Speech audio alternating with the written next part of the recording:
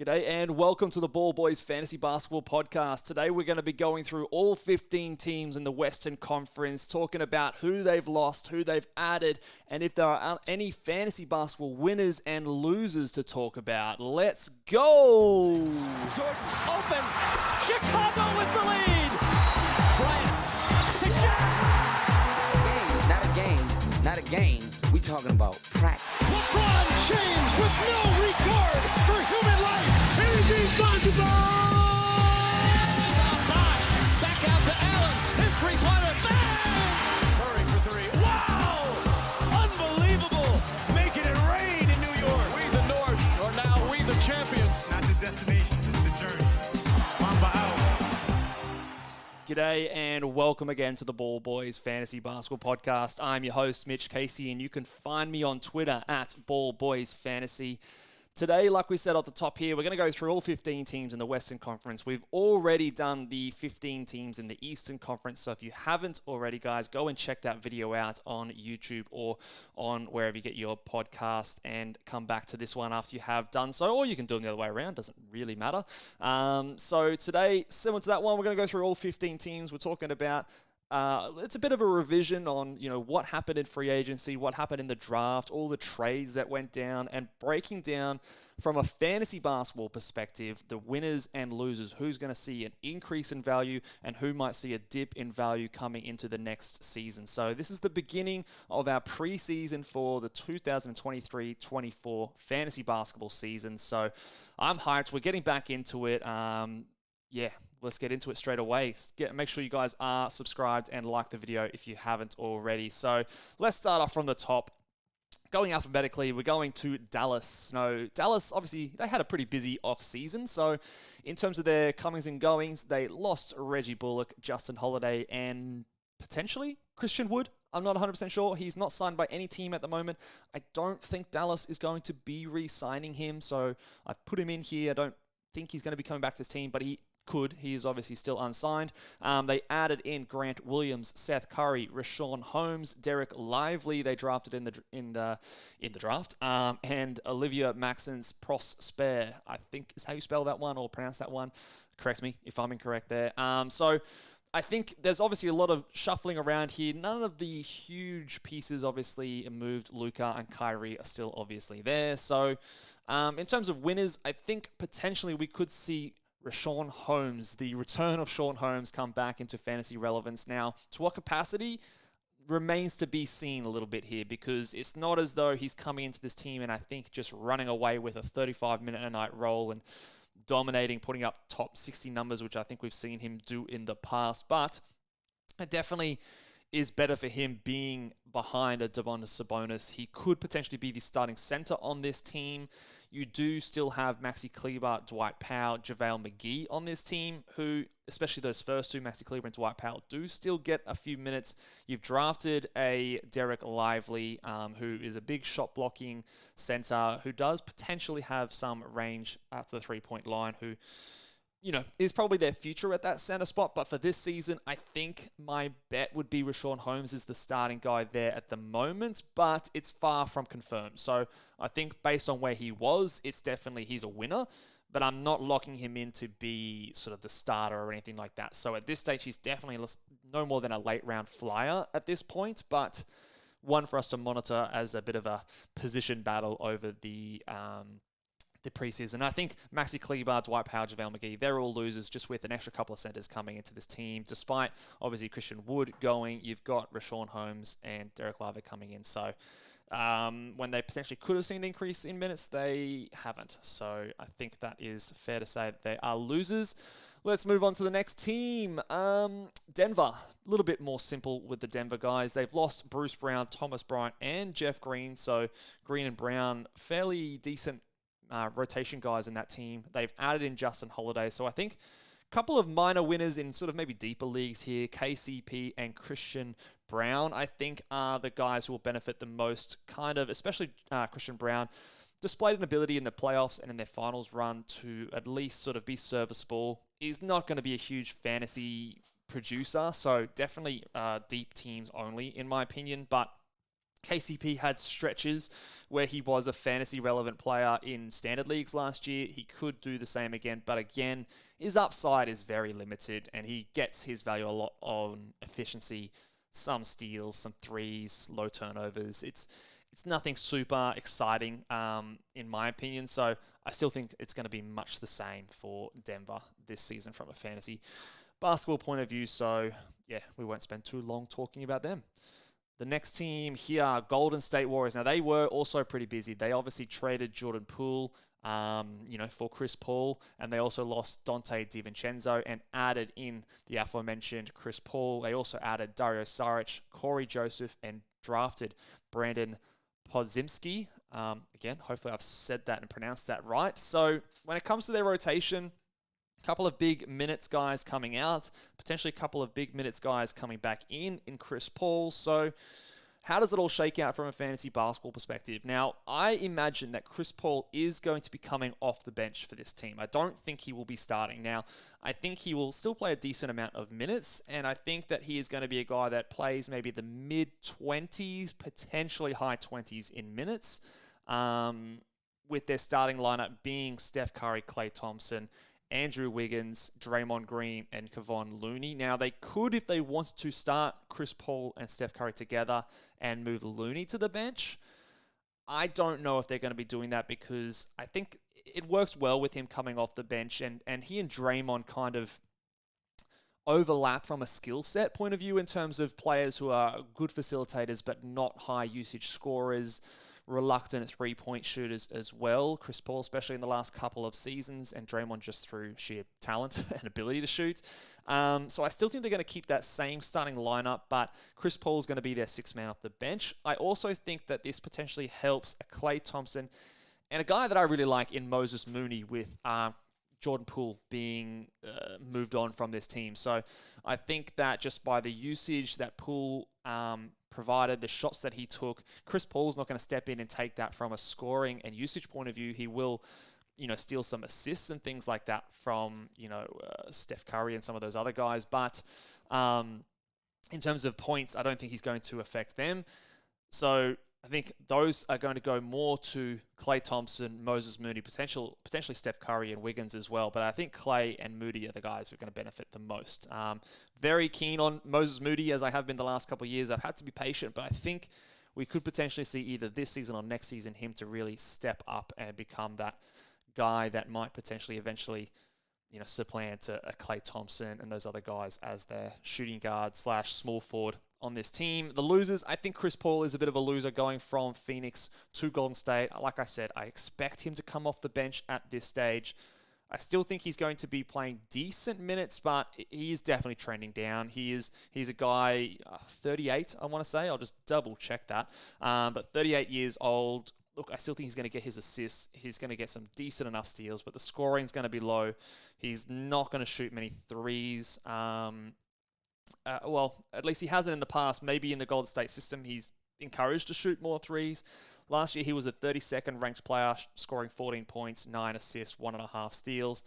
I can see that closer to sort of 11 or 12 points. Maybe instead of 9 assists, it's closer to sort of 6 or 7 assists, just because the minutes come down from 32 to maybe 27, 26 minutes per night. Steals might drop down to just above 1. So just a reduction, I think, all of his stats as those minutes potentially drop down as they kind of preserve him for the playoffs this year because, they've got Steph Curry, they've got Draymond Green, they've got a lot of guys that can sort of do tertiary playmaking on this team. So I think in terms of he being that dominant guy that, pounds the ball and playmakes and sets up the whole thing, Golden State doesn't really operate that way. It's more of that motion offense, and I think Chris Paul, from a fantasy point of view, that's not the best thing for him. So I think that he is potentially someone who, I don't know if I'm going to be drafting a lot of this year, depending, of course, where he goes in drafts. But I think from a value point of view, he is a loser. Let's move on to the Houston Rockets. Now, the Houston Rockets, where do I start with these boys? Lots of different things going on. I think the Houston Rockets are going to be the most frustrating team in fantasy hoops this season and probably for the next few seasons. Dynasty managers probably are all aware of the loaded talent on this team and the headache that figuring out where the bloody minutes are going to go on this team is going to test us all year long, I think. So let's go through their addings and who they lost. They lost KJ Martin, Josh Christopher, Ty Washington, and Usman Garuba. So a few guys that, especially KJ Martin, played a little bit, but a lot of mostly depth pieces. But then they've added the big one, Fred VanVleet, Dylan Brooks on that big deal, I think 4 years, $20 million. Then number 4 draft picked in Amen Thompson, who, I think should have gone number 3. Cam Whitmore, who slid way too far in the draft. And they've also added Jock Landale, Jeff Green, and Aaron Holiday as vets to this team. So lots of talent coming in, not too much talent leaving this team. And we were already in Houston having trouble, with the likes of Tari Eason and Alperen Şengün and some of those big guys. That was a bit of a funny thing at the start of last season. So where do we expect the team to sort of end up? I think there's no winners in this situation for the Houston Rockets. I think this is going to be a tough situation to project. I think if we're going to call winners for basically not losing value, I think Alperen Şengün is probably the one that is the least likely to be affected by these guys coming in, because I don't think Jock Landale is going to come in and sort of take his starting spot or anything off him. I think his minutes are fairly safe, although there is a small risk that they play more small ball with the additions of Brooks, Whitmore, Tyrese, and Jabari Smith getting a year under their belts. That's the only risk for Şengün. Losers, I think the main loser here is Kevin Porter Jr. with Fred VanVleet coming in and Amen Thompson coming into this team. I think his point guard responsibilities are going to be much more limited this season, so that's a loss for him. His assists are probably going to drop. He probably is going to see a reduction in minutes and a usage as well. So I think he's going to take the biggest hit of this team. I also think that Jalen Green is going to take a bit of a hit just with more talent coming onto this team. He's a guy that relies a lot on points to get his value. He hasn't done it super efficiently so far. He's a guy that I've never really been all in on, and to this point, it's kind of proven right. I'm still not writing him off, but I'm definitely starting to think, okay, was I really right to be hesitant on this guy? I don't know if he's the most talented player on this team anymore. I'm a big fan of the Thompson twins. Now, they're very different players, obviously, but in terms of what he does from a fantasy point of view, when you add players like Dylan Brooks, who, whilst he's not a great player, he likes to take a lot of shots. Fred VanVleet, who is a good player, who will take more shots than, obviously, losing someone like Ty Washington and KJ Martin. You've got another year of Jabari Smith. Tari Eason's got another year. Amen Thompson's coming to this team. So I think just from him losing usage and sharing more of the ball in this talented Rockets team, he's definitely someone I think is a loser. And then Tari Eason, you've added Cam Whitmore, you've added Amen Thompson, Jabari Smith is still there, you've got Fred VanVleet. This lineup is going to be incredibly frustrating to predict. We had the frustrations last year. We know the talent is there for Tari. He played great in Summer League, so there's just more bodies on this team now, and trying to get a starting 5 for this team is very difficult. I think you've got Şengün who's going to start, I think. You've got Fred VanVleet and Jalen Green, I think, are going to start as well. I think Jabari is going to be there at the 4, and then the guy at the 3, at this stage, I think is Dylan Brooks. I think. Look, I could see Jalen Green at the 3 and Amen Thompson playing at the 2 potentially. I don't know if they're going to do that, but it might not be long until that is the case. I think Kevin Porter Jr. and Tari Eason are likely to come off the bench, and probably Amen at the start of the season, but I can see him pushing into it later. Cam Whitmore, we might not even see much this season, despite him having a great summer league. Plus, you throw in Jayshawn Tate into the mix as well, and it's just quite confusing. So I think for that reason, Tari Eason is a loser just because of the unknown of him and obviously the cluttered lineup that is the Houston Rockets. But I'd be very interested to know what you guys think over on YouTube. Drop it down in the comments. Give me your projected Houston Rockets starting lineup and who you think are going to be the most valuable Rockets from a fantasy basketball point of view this season, because probably one of the hardest things for me to project at the moment, that is. All right, let's move on to the next one.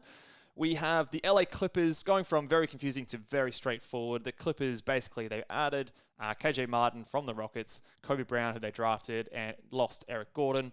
Winners, none. Losers, none. I don't think much is going to change for the Clippers here. They are, again, probably still a very confusing team for a lot of reasons that they were last year with Morris, Powell, now KJ Martin Jr., Batum, Covington, Terrence Mann, Bones Highland, Westbrook, Marcus Morris, Plumlee, Zubac, all of these guys, key rotation pieces on a lot of other teams, but for this team, some of them aren't going to play every night.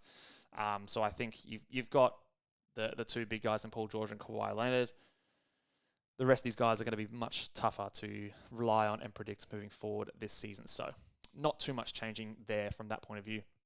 The Clippers, the Lakers over in the same city there, they had a bit more going on. So they lost Troy Brown, Malik Beasley, Mo Bamba, Lonnie Walker, and Dennis Schroeder all left the team. And they've added Gabe Vincent, Jackson Hayes, Cam Reddish, and drafted Jalen Hood-Schifino. Little bit more tough to sort of read on where they go moving forward from here. Look, a lot of the comings and goings are rotation bench guys moving around. Potentially we could see Gabe Vincent start for them. I wouldn't put money on it, but I think he'll be a guy that's at least maybe a six-man for them. I've got the winners here as potentially Austin Reeves. Some people think that he might start at the shooting guard position next to D'Angelo Russell. That could definitely potentially happen. Kind of him and Gabe Vincent maybe fighting out for that spot there. I don't necessarily think Cam Reddish is going to put his hand up for the mix. And I've also put Jackson Hayes here potentially only in the situation that Anthony Davis doesn't want to play center and they want to put Jackson Hayes in there as the center. I think that's less likely to happen, and I probably do think they start with the Rui and Anthony Davis front court, or even LeBron at power forward. They could go with Jared Vanderbilt. So there's a few different situations there, but Hayes was kind of buried behind JV, and you had Zion and stuff there in New Orleans. So I think it's a slight win for him because there's less talent in the front court outside of Anthony Davis than on the Pelicans. But still, it's probably not enough to really change. And losers here, D'Angelo Russell. I think I've seen a few people sort of say, does Vincent start over Russell and you have a Vincent Reeves starting backcourt? I'll push back on that. I think D'Angelo Russell is still definitely the starting point guard, but there's a lot of people unhappy with D'Angelo Russell, Laker fans that I've seen around on Twitter and things like that. So he might just get, just move down the pecking order a little bit, but I think it's very marginal, if at all. But I just threw him in there as a loser, potentially just because of the inclusion of Gabe Vincent.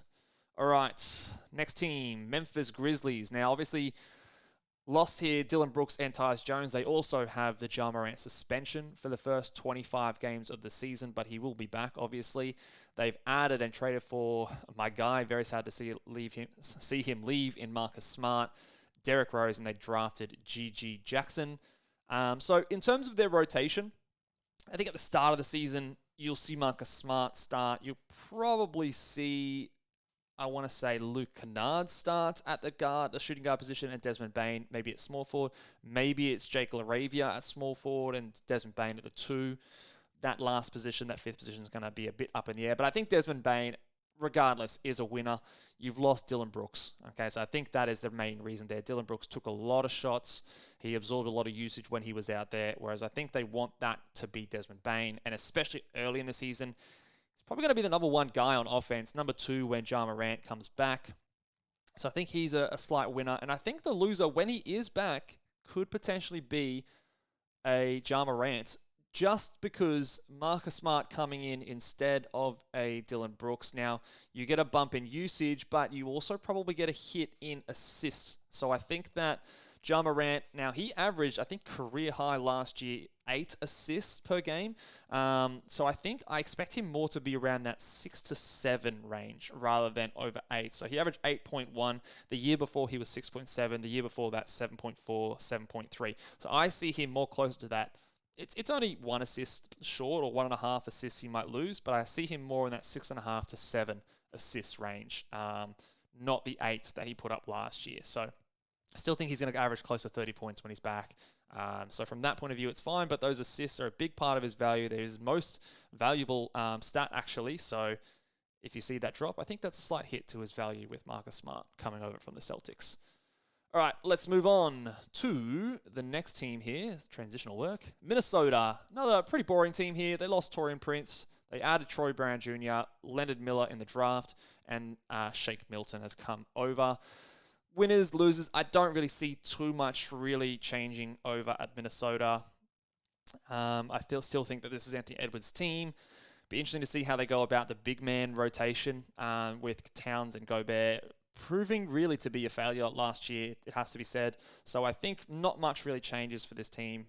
So we'll just move on. We'll move on right away. Let's not spend too long on them.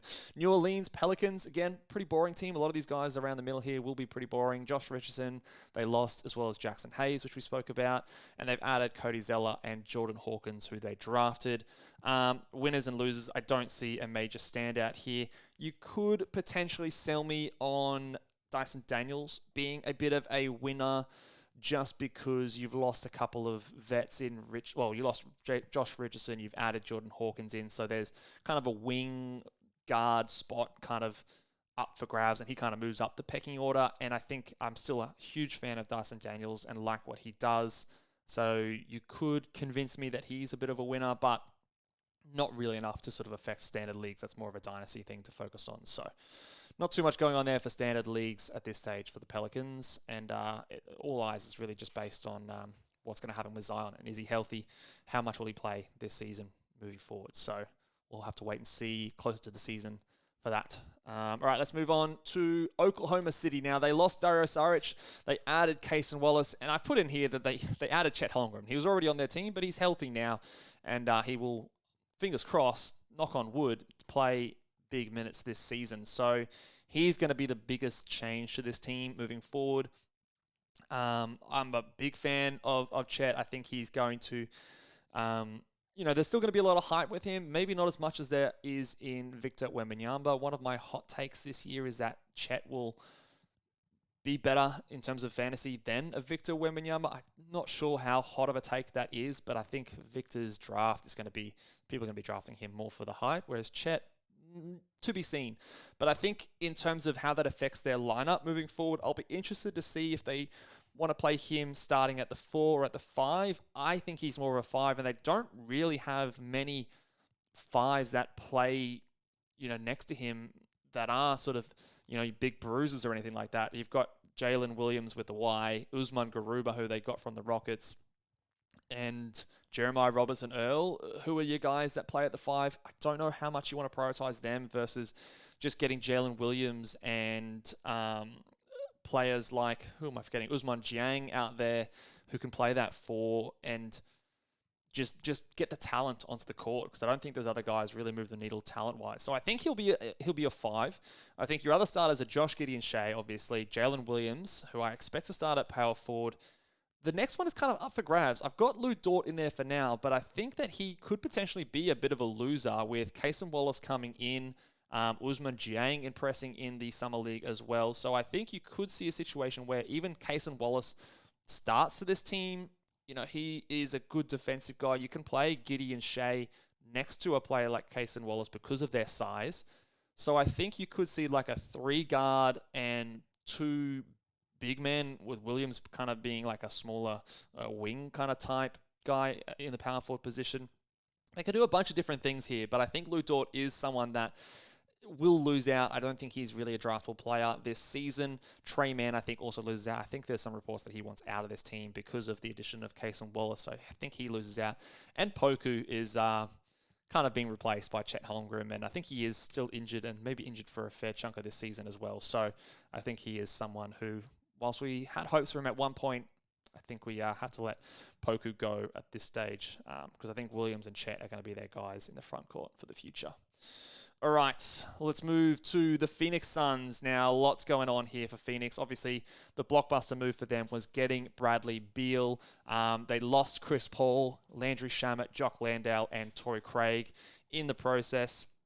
But they've also added on top of Bradley Beal, Eric Gordon, Bol, which, he's on the posters. He's the big 4 or whatever. I'd push back on that. They've also added Yuta Watanabe, Drew Eubanks, and Chimezi Metu to this team as well. So outside of, excuse me while I lose my voice here. Outside of Bradley Beal, you've got a bunch of different bench and rotation guys. So this team is really going to be centered around the big three here. It's pretty obvious. It's the Bradley Beal, Devin Booker, and Kevin Durant show, with DeAndre Ayton locking down that center position. The starting point guard or starting three position, depending if they play Booker at point guard or not, is up for debate at this stage. I have to think that Devin Booker will be their point guard, because otherwise they've got Jordan Goodwin and Saban Lee on this team, and I don't think you want to give them major minutes. So I think Booker will be the point guard here. Now, you could argue maybe that's a plus because he's performed really well at point guard, but I think the addition of Beal, obviously you've got Durant still there, who was there last year. I just think that it's a net negative for all of them. When you have this many talented players on your team, they're obviously going to share the ball a lot. Now, hopefully they can get the rotation right, where you're going to have probably two, if not at least one of these guys on the court at all times, and a lot of it will go through those three. You could also put DeAndre Ayton as a bit of a loser here just because of the points he's probably not going to get, but he'll still get you rebounds and good field goal percentage, and maybe blocks if he wants to start trying on defense. Who knows? We'll see. But I think all of them just kind of lose out a little bit in terms of just dropping usage. I don't think that Chris Paul leaving is enough to offset Bradley Beal coming in.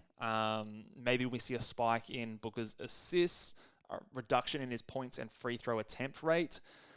Bradley Beal's going to take probably the biggest loss of all of these guys because he wasn't playing next to anyone with huge usage prior to moving over there. So I think he's going to be the guy that loses the most.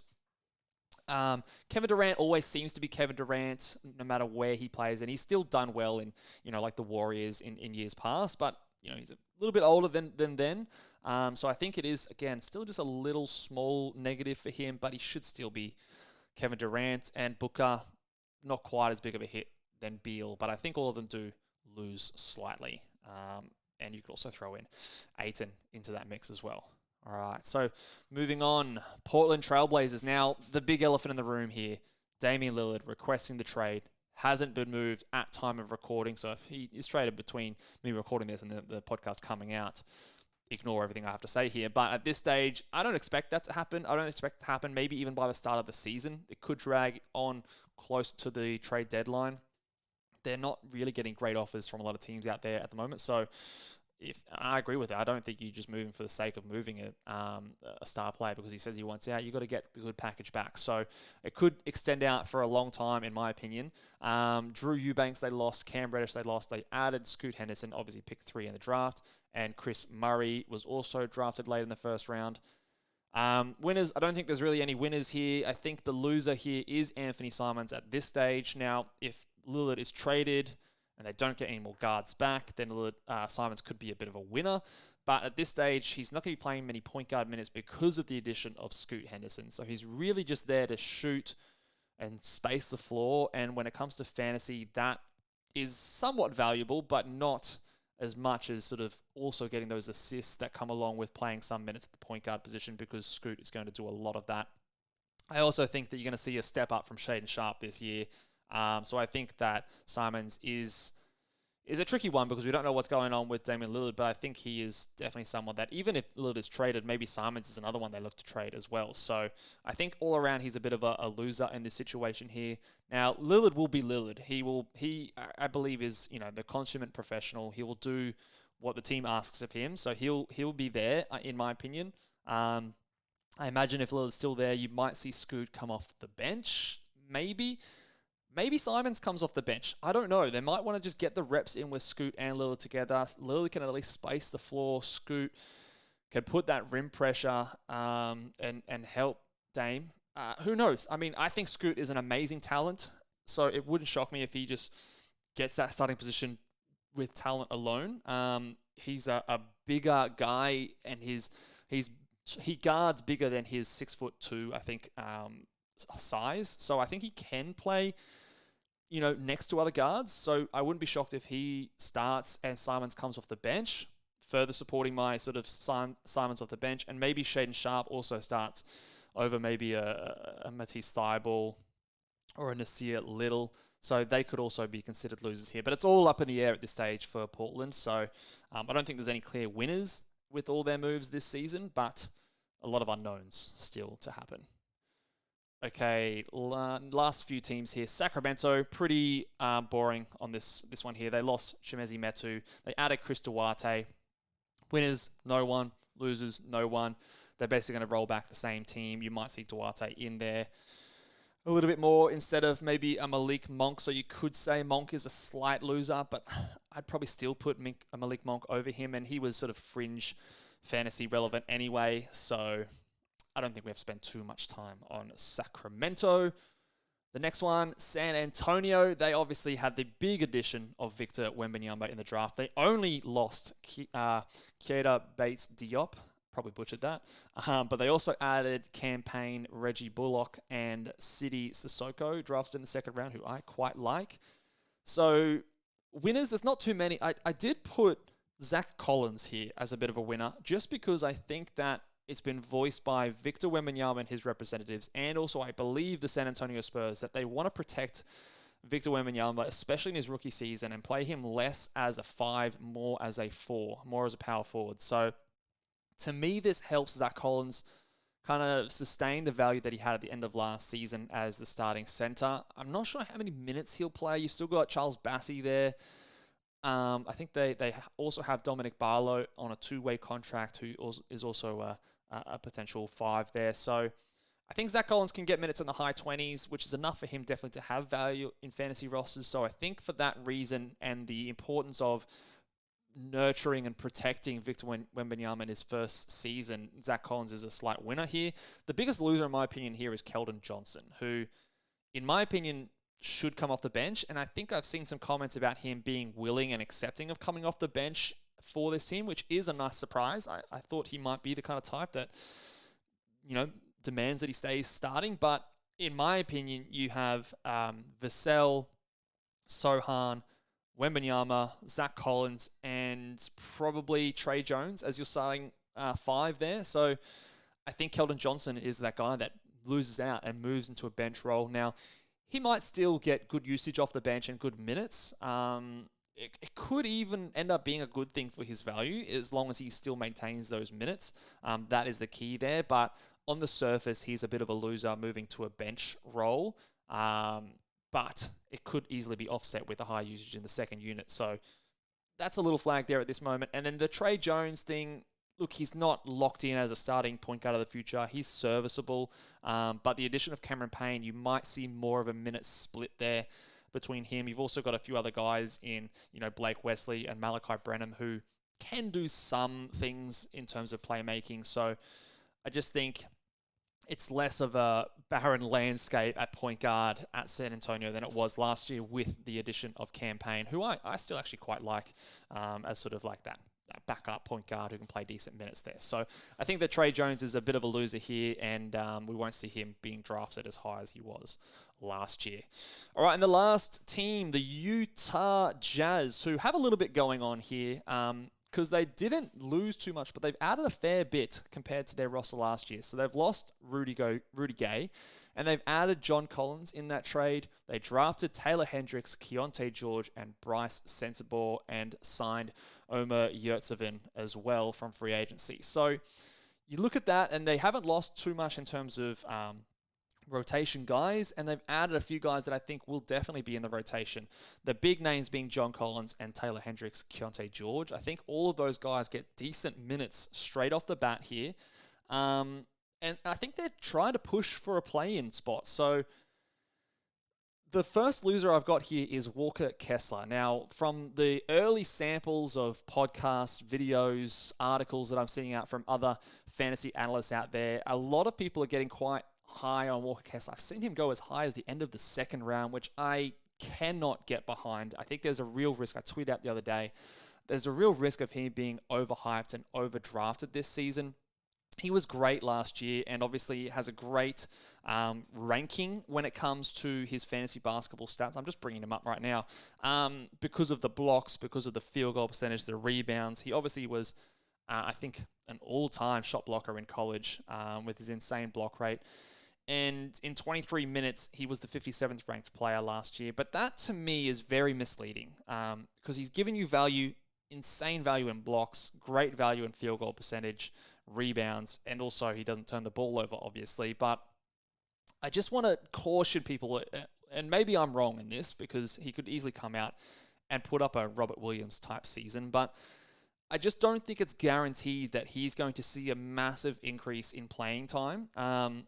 As a starter, he played 27.6 minutes per night and was a top 50 guy, 47th ranked player. He had a terrible free throw percentage, average 11 and 10 with 2.7 blocks on 72% field goal. But there's a real risk that this team plays John Collins as a center, and they push Larry Markkinen still at the 4. They also want to probably get Taylor Hendricks some minutes. He's probably best as a 4, in my opinion, as well. You've still got Kelly Olynyk there. They went out and signed Omer Yurtseven for whatever reason, so maybe there's a risk there as well. I just think that it's not a foregone conclusion that he's now just this starting center locked in. He's going to see 30-plus minutes a night. I'm open to being proven wrong with that one, and I'm definitely open to changing my opinion as the preseason unfolds. But at the moment, I would peg him still at that 25, 26 minutes per night. So maybe a marginal increase on last season just because he's a year older and more into the system. But there is that risk there that John Collins coming over, Larry Markkinen, Kelly Olynyk, still there. Taylor Hendricks there as well, who I think is a good player and plays best as the 4. They might play a few more small ball lineups. Kelly Olynyk still is there trying to push that play in. I think he could be a potential loser here. Now, that might be a hot take, but we'll see how it all goes. I also think Larry Markkinen is a slight loser, especially if he moves and plays more small forward. We saw, obviously, last year him break out at Utah. And we kind of predicted it a little bit because he was moving back more to a power forward position after playing small forward in Cleveland. So I think logic would say if he goes back to playing small forward, he probably takes a little bit of a dip. He still is probably the main guy on this team, so he's not going to go back to Cleveland, Larry Markkinen, but I still think last year is not something we should expect this next season. So for that reason, he's a slight loser. And Colin Sexton is the last loser here because I think there's a real battle between him and Keontae George as kind of that starting point guard. Sexton, on this team, overall, they lack playmaking because you've got Sexton and Clarkson as sort of your backcourt, Collins, Markkinen, Kessler, Hendricks. None of those guys strike me as amazing playmakers. So Keontae George probably pips him in that area as a passer. So potentially they run him more with that starting group to sort of set everyone up. But it will be interesting to sort of see the battle there. I'm just not sold on him. Sexton, that is, being sort of that high usage, high minutes guy. So with a few other draft picks and other talent coming to this team, I think he just loses out a little bit there. So that will do it for us today, guys. Let us know what your thoughts are. Where are you planning on drafting Walker Kessler this starting fantasy basketball season? It is early, obviously, so we've got lots of water still to go under the bridge, but I'm excited to get started back into it. If you have been tuned out a little bit on fantasy basketball during the off-season, it's time to start to get back into it. Make sure you guys give a big thumbs up onto this podcast and on this video. Make sure you are subscribed over on the YouTube channel as well. And if you can, go over and give us a 5-star rating and review on Apple Podcasts or wherever you get your podcasts. And we'll see you guys next time. Laters.